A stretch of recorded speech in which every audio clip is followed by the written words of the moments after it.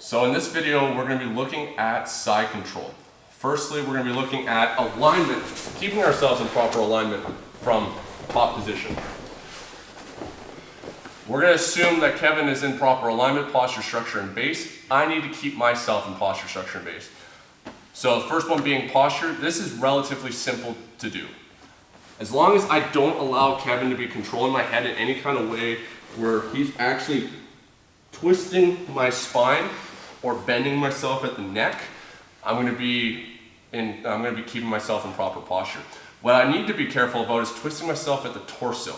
So a more common way that you'll see newer people do this is from something like Kazuri Kezukatami, is I keep my chest connected like this. So right now with my chest pointing down, my hips pointing down, I'm keeping myself in proper posture.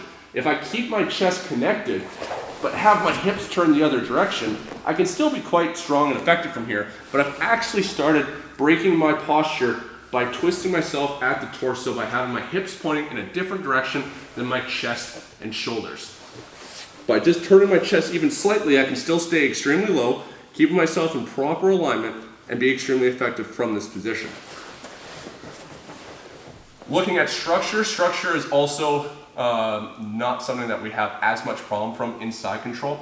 The main thing is making sure that my elbows aren't going to be flared away from my body, and that means making sure that he's not accessing my arms as levers. So obviously if he has a grip on my wrist or here on the bicep, and he's keeping this pushed away from my body and unable to control him, I have to be careful about this. If he's able to redirect this into an elbow push, he's affecting my structure by opening up my elbow and creating an angle that is advantageous to him. I also have to make sure that with my structure, I'm always able to post. So if Kevin was to bridge into me right now, by being able to recompose my base with my arms, I'm utilizing proper structure to stay upright, I'm going to be effective. I can't let him control, so even if my arms are in nice and close in some sort of grip, if he's grabbing up at my elbow or overhooking my arm, and I feel like this is making me weak, this is externally rotating my shoulder, making me uncomfortable, this is putting me at risk, I need to be dealing with this rather than say doing something like, might as well try and move through the position in which then he rolls. We can never try and move forward within our transitions or submissions if we are not in proper alignment. Next is base, and this is one that is something that beginners mess up a lot more, especially from side control. The first thing I gotta be thinking about is just my center of gravity and in relation to my base and my opponent. From here, I'm in side control, my center of gravity and my body is positioned beside my opponent. What I don't want is my center of gravity to be shifting on top of my opponent. So from this position, right here from the side, I am to the side of Kevin. My center of gravity is here beside him. If he tries to pull me to his left, he's not going to be able to. But if I lean my chest too far over, my center of gravity starts to come on top of him, and now as he twists me to his left, it becomes substantially easier for him to move me.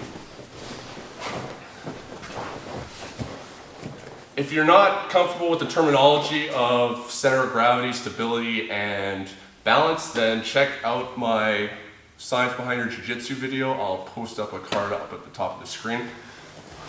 Another thing that I need to be thinking about is how can I generate force at an angle by driving power from the ground. So that's what proper base is, using a platform for which to generate and absorb force. Dead toes is something you commonly see from side control. You'll even see very high level guys do it. It's a timing thing, understanding when you're able to rest and relax and knowing when your opponent's about to explode, being extremely comfortable with your base and knowing that you have the ability to post or explode as soon as you need to. And being dead toes allows me to sit my center of gravity very low, which is going to make me more stable. So if I'm dead toes, I don't personally like it, but I just make sure that my hips stay nice and low. If I keep my hips up high, then my center of gravity is higher, and it's going to be easier for him to once again shift me to the side or bridge into me. I'm going to be moving a lot more. To generate force into my opponent, live toes into the mat. So even here if I'm on my knees, so that now if Kevin tries to generate force into me, I am able to drive back into my opponent, making sure, of course, that I'm not shifting my center of gravity too much on top of him. Think about the ways that your opponent's generating base. From side control, Kevin has a bridge in which he's going to be generating force into me, or he's able to generate force to his left away from me. He doesn't have much ability to be able to actually sit up and drive me backwards. He can't go through the ground. He can't magically levitate. So I just need to make sure that I can, mostly from this position, oppose force coming this direction. That's where live toes, whether I'm, once again, on my knees here, so I'm able to drive into him.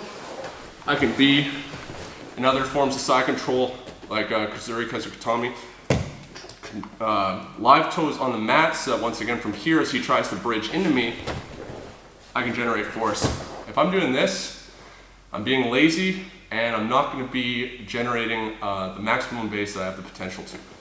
Live toes, so that I'm able to actually push in with force. If it was a twister, side control, once again, making sure that I'm in proper position, toes on the mat rather than sitting like this. We all do it when we're absolutely exhausted rolling in the gym, but we need to be knowing why we're doing it and understanding that it is not proper base.